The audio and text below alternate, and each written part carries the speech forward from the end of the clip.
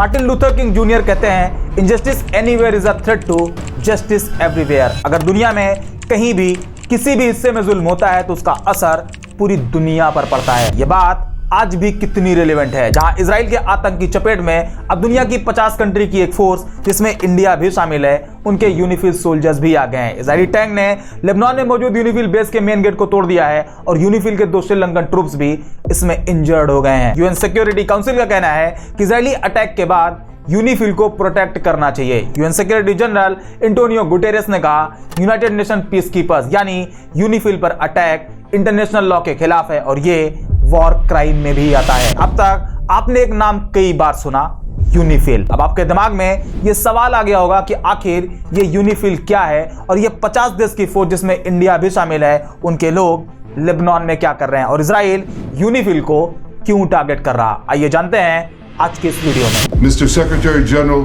get the UNIFIL forces out of harm's way. It should be done right now, immediately.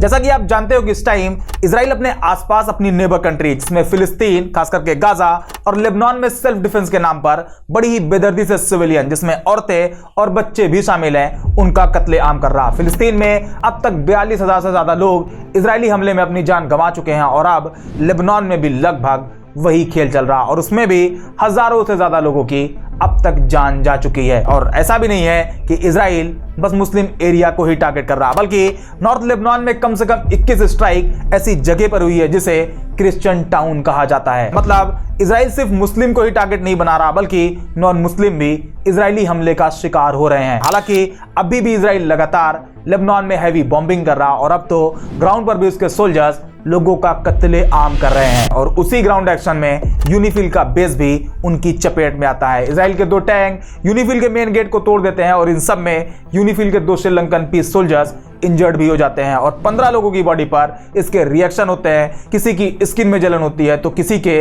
पेट में problem होने लगती है। अब ये यूनिफिल क्या है, इसकी कहानी क्या है, पहले तो इसे समझते हैं।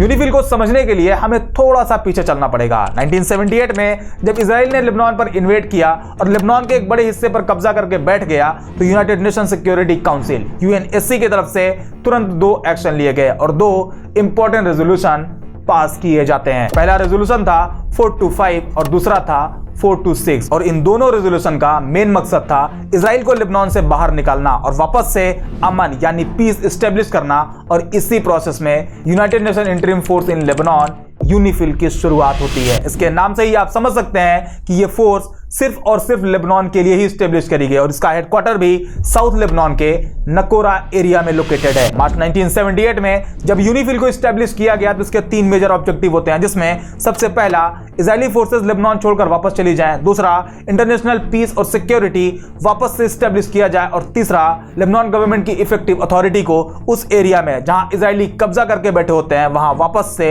फुल कंट्रोल दिया जाए। और यह तीसरा पॉइंट इसलिए था क्योंकि जब भी किसी कंट्री के किसी हिस्से पर कोई इन्वेड करता है तो वहां की लोकल गवर्नेंस उस एरिया में कमजोर हो जाती है, उनका कंट्रोल लगभग खत्म हो जाता है। जो कि इजराइल लेबनान के साउथ बॉर्डर, जो कि अभी के इजराइल से कनेक्टेड है और उसने वहीं से लेबनान में एंटर किया था, इसलिए यूनिफिल इसी एरिया पर फोकस करता है। इस एरिया का एक इंपॉर्टेंट पार्ट यह भी है कि साउथ लेबनान वही एरिया है जहां स्ट्रॉन्गेस्ट रेजिस्टेंस ग्रुप हिजबुल्लाह अपना कंट्रोल रखता है। मतलब एक तरफ इजराइल और दूसरी तरफ हिजबुल्लाह। ऐसे में लेबनान का साउथ एरिया पॉलिटिकली और मिलिट्रीली दोनों तरह से सेंसिटिव होता है। मतलब कब क्या हो जाए, कहां से रॉकेट आ जाए, कहां से बम बरसने लगे, इसकी कोई गारंटी नहीं होती। और इस एरिया में यूनिफिल कैसे अपना रोल प्ले करता है, इसे एग्जांपल से समझते हैं। इमेजिन करें एक इलाका जहां 2 पावरफुल गैंग के बीच गैंग वॉर शुरू हो जाता है। वो एक दूसरे को निशाना बनाते हैं, जिसमें उनके लोग तो कम लेकिन आम पब्लिक को ज्यादा नुकसान होता है। इस गैंग वॉर में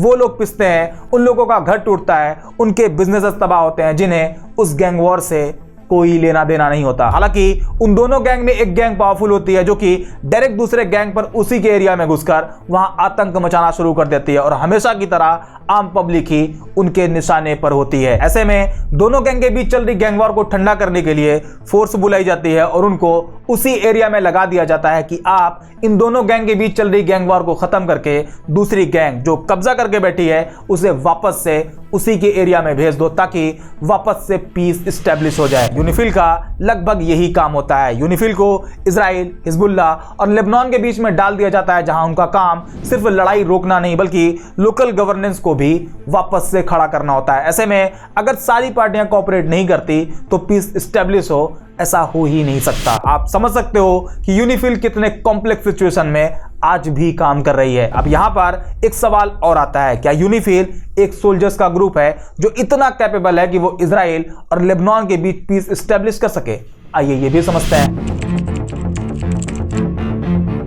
जब भी लोग यूनिफिल पीस कीपर्स की बात करते हैं तो सबसे पहला सवाल ये आता है कि क्या ये सब सोल्जर्स हैं? तो इसका सिंपल और क्लियर जवाब है नहीं। आमतौर पर लोग ये सोचते हैं कि यूनिफॉर्म पहना हुआ हर इंसान जो कॉन्फ्लिक्ट जोन में होता है वो सोल्जर ही होता है जो कि लड़ाई करने आए होते हैं, जबकि सच ये है कि यूनिफिल पीस कीपर्स सोल्जर्स नहीं है। ये कौन लोग हैं अभी आगे आपको बताएंगे। हालांकि वो लोग जो यूनिफिल का पार्ट है वो पास्ट में अपनी होम कंट्री के सोल्जर हो सकते हैं, लेकिन ये भी जरूरी नहीं है। ऐसे में जब भी कोई पीस कीपिंग मिशन पर होता है तो उनका रोल बिल्कुल अलग होता है। ये लोग किसी कॉम्बैट यानी कि लड़ाई में इन्वॉल्व नहीं हो सकते हैं। पीसकीपर्स जो होते हैं उन्हें न्यूट्रल रहना पड़ता है, वो किसी एक पार्टी की तरफदारी नहीं कर सकते। उनका काम सिर्फ और सिर्फ पीस स्टैब्लिश करना होता है और उस कंट्री की गवर्नमेंट उनके प्रेजेंस को एक्सेप्ट भी करती है। वो भी ऐसे पीसकीपर्स को अपने यहां रहकर काम करने की छूट देते हैं जो एक या दो नहीं बल्कि 50 अलग अलग देशों से आए हुए हैं और इनका टोटल नंबर 10,000 से भी ज्यादा है। यानी 10,000 लोग लेबनान में रहकर वहां के अमन के लिए काम कर रहे हैं। अब अगर आप गौर करो और सोचो कि 50 अलग अलग कंट्री ने अपने बेस्ट लोगों को एक जगह पर भेजा है और सबका काम सिर्फ एक ही है, पीस बनाए रखना, फिर चाहे कितनी ही प्रॉब्लम क्यों ना आ जाए। जबकि अलग अलग कंट्री से लोग हैं, उनका तरीका डिफरेंट है, कल्चर अलग है, उनके पर्सपेक्टिव अलग हो सकते हैं, उनका प्लान, उनकी सोच अलग हो सकती है, लेकिन टारगेट सबका एक ही है, पीस बनाए रखना। हालांकि सबका अपना अलग अलग कंट्रीब्यूशन है, जिसमें सबसे बड़ा हिस्सा इंडोनेशिया का है, जिसमें 1231 लोग इंडोनेशिया से आए हुए हैं। उसके बाद 1068 लोग इटली से हैं। इंडिया भी इस मामले में पीछे नहीं है, बल्कि 903 लोग इंडिया से गए हुए हैं। बाकी Nepal, Ghana, Malaysia, France, China, Germany, Turkey, Qatar जैसी कंट्री भी इन्हीं 50 देशों की लिस्ट में आती है। और ऐसा भी नहीं है कि सब के सब अपने देश के मिलिट्री से आए हुए हैं, बल्कि उसी यूनिफिल में 800 लोग ऐसे भी हैं जो कि सिविलियन हैं और पीस कीपिंग प्रोग्राम का हिस्सा हैं। लेकिन एक सच्चाई बताता हूं, अगर आप लिस्ट पर गौर करोगे तो मैक्सिमम वो कंट्री हैं जो फाइनेंशियली उतनी मजबूत नहीं है। कुछ को छोड़ दें तो ऑलमोस्ट सारी कंट्री डेवलपिंग या फिर अंडर डेवलप्ड में गिनी जाती हैं। मतलब यहां भी शांति बनाना कमजोर लोगों का ही काम है। अमीर लोगों का क्या है, उत्पात मचाते रहेंगे। और ऐसा भी नहीं है कि ये नियम बस आपके आसपास ही देखा जाता है, जहां कमजोर सही होने के बाद भी पीस की बात करता है जबकि अमीर गलती करने के बाद भी थप्पड़ मारता है, बल्कि ये नियम इंटरनेशनल लेवल पर भी अच्छे से फॉलो किया जा रहा। अगर आप गौर करोगे तो आपको इस लिस्ट में अमेरिका नहीं मिलेगा, जबकि पीस की बात, ह्यूमन राइट की बात सबसे ज्यादा अमेरिका ही करता है। हालांकि अमेरिका इस लिस्ट में क्यों नहीं है, इसका जवाब बिल्कुल सिंपल है। अगर वो यूनिफिल में होता और पीस की बात करता तो इजराइल को फ्रंट पे रख के मिडिल ईस्ट में तबाही ना मचा पाता, क्योंकि तब अमेरिका से सवाल होता कि आप तो एक तरफ पीस की बात करते हो और दूसरी तरफ इंसानियत के लिए सबसे बड़ा खतरा भी बने हुए हो। यह बात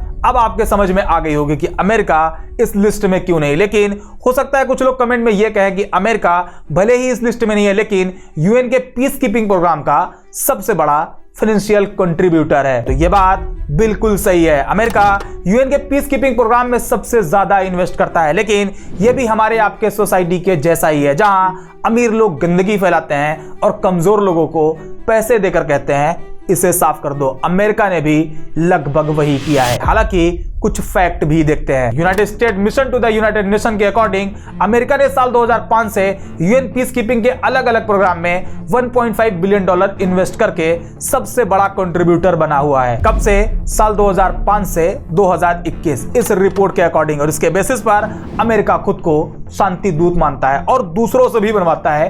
कैसे नहीं मानोगे शांति दूत? लेकिन अब दूसरा सच जान लो, अमेरिका ने पिछले एक साल में, सिर्फ एक साल में $17.9 बिलियन मिलिट्री एड के नाम पर इजराइल पर स्पेंड किया और अमेरिका के इस मदद की वजह से गाजा का ये हाल हुआ है जहां पूरा का पूरा शहर खंडहर में बदल चुका है। पीसकीपिंग पर 1.5 बिलियन डॉलर इन्वेस्ट, वो भी 2005 से 2021 तक, और दूसरी तरफ 17.9 बिलियन डॉलर, वो भी सिर्फ एक साल में, जिसमें शहर खंडहर बना। 40,000 से ज्यादा सिविलियन, जिसमें छोटे छोटे बच्चे, औरतें शामिल हैं, वो मारे जाते हैं। स्कूल, हॉस्पिटल, सब कुछ तबाह कर दिया जाता है। अगर अब भी आपको लगता है कि अमेरिका शांति दूत है, ह्यूमन राइट का ठेकेदार है, तो आपको समझने की जरूरत है। यूनिफिल पर वापस आए तो अब तक आप ये समझ गए होंगे कि यूनिफिल क्या है, पीस कीपिंग प्रोग्राम क्या है और क्यों दुनिया के 50 अलग अलग कंट्री के लोग लेबनान में रह रहे हैं, जिसमें एक इंडिया भी है। ऐसे में इजराइल का यूनिफिल को अटैक करना एक काफी सीरियस इंसिडेंट है जो इंटरनेशनल कम्युनिटी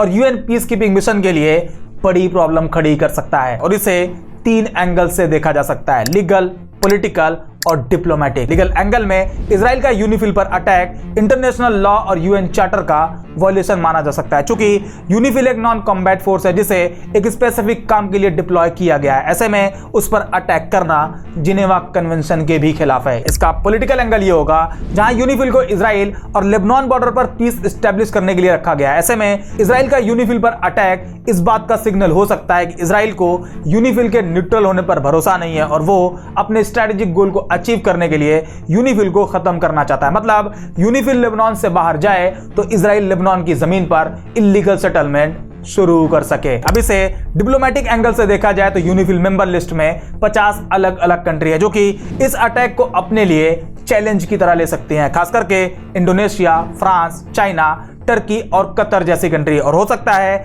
बांग्लादेश भी, क्योंकि वहां गवर्नमेंट बदल चुकी है जो कि शेख हसीना के पॉलिटिकल एजेंडे के जस्ट अपोजिट है। ऐसे में अगर इजराइल वापस से यूनिफिल को टारगेट करता है तो इससे डिप्लोमेटिक टेंशन बढ़ सकती है। इसके अलावा इस अटैक की वजह से फ्यूचर में यूएन के पीस कीपिंग प्रोग्राम की क्रेडिबिलिटी पर भी नेगेटिव असर पड़ेगा, क्योंकि जब सेफ्टी ही नहीं होगी तो कोई क्यों अपने स्किल्ड लोगों को कहीं भेजेगा। मतलब ले दे के यही है कि अगर यूनिफिल पर इजराइल की इस अटैक को यूनिफिल मेंबर कंट्री सीरियसली लेती हैं तो इजराइल के लिए मुश्किलें बढ़ जाएंगी, और अगर छोड़ देती हैं तो इजराइल जैसी कंट्री और भी फ्री फील करेंगी। उन्हें लगेगा कुछ भी कर लो, दुनिया रिएक्ट ही नहीं करेगी। खास करके यूनाइटेड नेशन की क्रेडिबिलिटी हवा में उड़ जाएगी। हालांकि पहले ही इजराइल ने United nation secretary general Antonio Guterres को अपने यहां बैन कर रखा है। आप समझ सकते हो कि दुनिया के नियम कानून कैसे इजराइल के सामने फेल हो जाते हैं, जबकि अगर इंडिया जैसी कंट्री कोई भी ऐसा काम कर दे जो यूएन या फिर इंटरनेशनल लॉ के खिलाफ हो तो फिर देखो